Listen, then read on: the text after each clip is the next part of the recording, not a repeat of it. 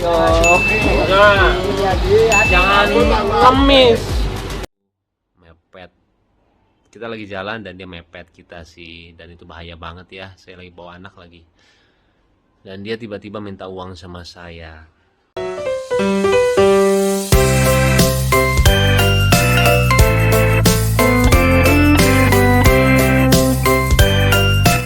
Oke, lagi rame ya di media sosial. Mbak Imbong dianggap mempermalukan kakek-kakek. Kalau menurut saya sih ya, coba saya nilai secara objektif. Menurut saya ya, kakek-kakek itu kita kan nggak tahu ya secara lengkap kronologinya itu gimana. Kalau menurut klarifikasi dari Mbak Imbong sendiri mengatakan sebelumnya itu kakek-kakek itu membuntutinya dari jauh dan membahayakan mobilnya yang sedang maju gitu. Kemudian si Mbak Imbong ini ngasih duit ke ojol-ojol di depannya, bahkan direkam tanpa diblur wajah si kakek-kakek itu.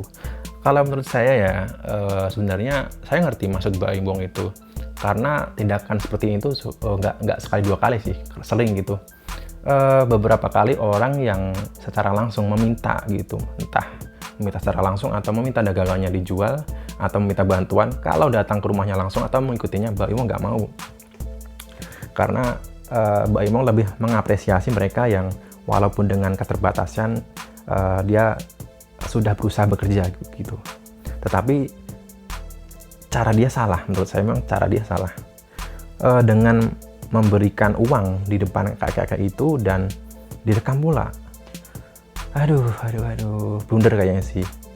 Tapi saya nggak langsung suudzon kalau misalkan menganggap selama ini Mbak Imbong hanya pencitraan ya. Segala kebaikan-kebaikannya itu. Cuman kali ini mungkin karena emosi dan ini dimanfaatkan oleh orang-orang yang berseteru. Nikita Mirzani contohnya ya, langsung dipanggil si kakek itu dan dijadikan konten dan dianggap kakek sendiri ya itu jadi serangan untuk Mbak Imbong. Cuman ya apa namanya ya, ada yang cara lebih baik lagi sebenarnya sih. Kalau misalkan saya ya ada di posisi itu, mendingan ya dikasih sewajarnya aja. Apa sih yang dijual sama kakek-kakek itu? Kalau untuk pembelajaran supaya nantinya efeknya itu mencegah orang-orang lain akan mencontoh kakek-kakek itu dengan membuntuti Mbak Imbong, ya nggak usah direkam gitu ya. Jadi kasih aja si kakek itu yang membuntutinya ya, tapi jangan direkam gitu aja, kok repot gitu. Cuman masalahnya ini dijadikan konten. Oke, ya kita jangan saling menyerang, saling mengolok-olok hanya karena masalah seperti ini ya. Kemudian untuk pelajaran bagi kita semua untuk lebih arif dalam mengambil sikap ya dan bertindak.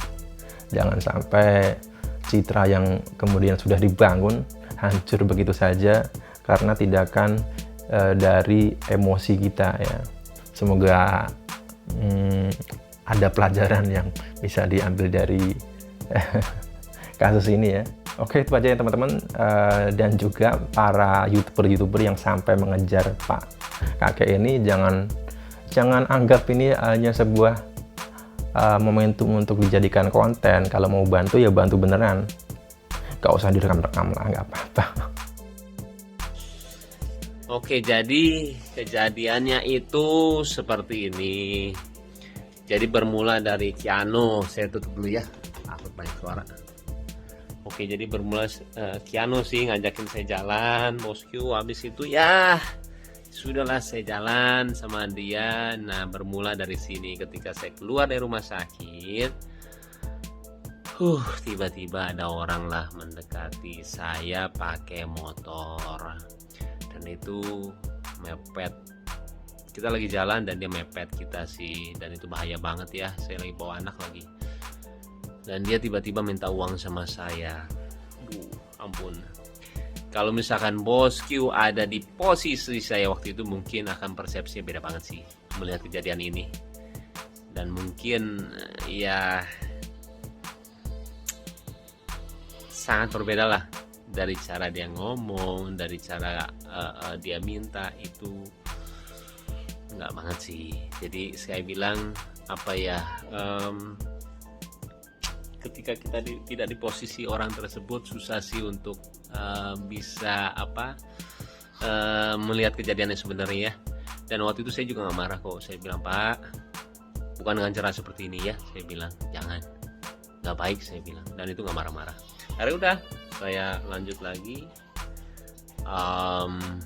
Saya lanjut lagi, dan akhirnya ketika saya naik motor sama Kiano, dia teriak di belakang, Baim minta uang, Im minta uang.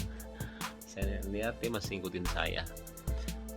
Saya paling kesel sih orang seperti itu ya.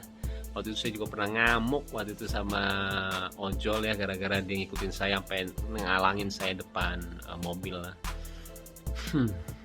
Udah. Dan saya paling nggak suka kalau misalkan itu dijadiin kelemahan. Itu dijadiin kelemahan saya ya, ketika orang melihat saya langsung diminta uang atau gimana, karena saya ngelakuin semuanya dari berbagi atau enggak apapun itu ya. Saya juga nggak mau dibilang kebaikan atau nggak menolong, karena saya cuma senang melakukannya, udah titik itu aja. Dan ketika orang itu menjadikan itu kelemahan saya, setiap orang ketemu sama saya dan minta uang, saya kurang suka sih, apalagi dengan cara yang seperti itu ya. Akhirnya udah, saya jalan aja, nggak mengubris, saya ke rumah lah. Itu lumayan agak jauh sih. Terus saya ke rumah dan berhenti, dan tiba-tiba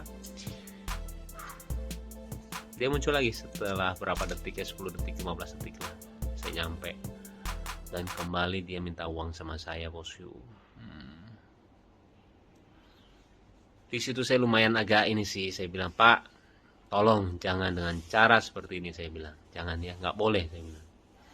Dan menegurnya saya dengan cara apa, yang seperti kalian lihat di video. Dan saya, kalau misalnya kalian sering lihat vlog saya sering lakuin itu sih, ketika orang minta dengan cara yang tidak sopan atau gimana, saya sering ngeliatin, dengan cara seperti itu lu nggak akan dapetin duit, beneran deh. Saya akhirnya ngasih orang yang mungkin gak ada hubungannya sama dia. Saya sering banget seperti itu. Habis itu udah, dan tiba-tiba dia juga bilang, setelah saya kasih uang, dia bilang, saya umurnya 77 tahun, kata dia. Terus saya bilang, kenapa? Saya harus kasihan sama dia. Gini loh bosku, banyak banget ya orang yang 80 tahun, 90 tahun, atau nggak 100 tahun yang saya temuin. Dia itu anti banget mengemis. Kenapa? Nggak tahu. Dan itu membuat saya itu seperti malu sama diri sendiri. Dan saya ngelihat orang kalau misalkan memperlihatkan kelemahannya dia untuk mendapatkan uang, saya itu benci banget. Kayak misalkan dia cacat, saya cacat tuh minta uang dong. Saya sering banget ngelihat orang yang nggak punya kaki, dia jalan, dia jadi orang yang suka baju itu apa sih, brosur, bukan brosur, dia bikin baju lah waktu itu ya, dan itu nggak punya kaki dan dia jalan dan dia tidak ngemis. Jadi buat saya Kian lagi sayang, ini lagi tuh, lihat nih, ini gara-gara Kiano nih minta jalan tuh. Iya, jadi kalau dengan cara seperti itu saya nggak suka banget sih bosku. Jadi dia menjadikan kelemahan dia untuk bisa meminta uang sama saya. Saya 77 tahun, saya udah tua, minta duit dong, kayak gitulah istilahnya. Saya nggak suka sih. Saya ngelakuin semuanya dengan hati. Saya mau ngasih orang ya sesuai dengan hati saya. Toh itu uang-uang saya juga, gitulah. Tapi kalau misalkan ada persepsi yang berbeda dari kalian, saya nggak apa-apa banget. Karena pemikiran orang beda-beda sih. Dan saya juga nggak ngerasa gimana banget.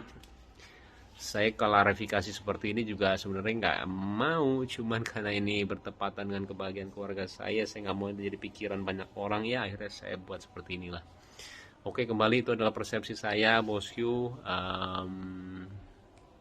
Mau atau nggak diterima, saya bilang nggak apa-apa ya. Yang penting saya udah ngomong seperti ini, terserah deh. Saya bilang nggak apa-apa banget. Tapi kembali, saya tidak menyesali apa yang saya lakuin, beneran. Tapi kalau misalnya ada pihak-pihak yang tidak suka, saya minta maaf ya.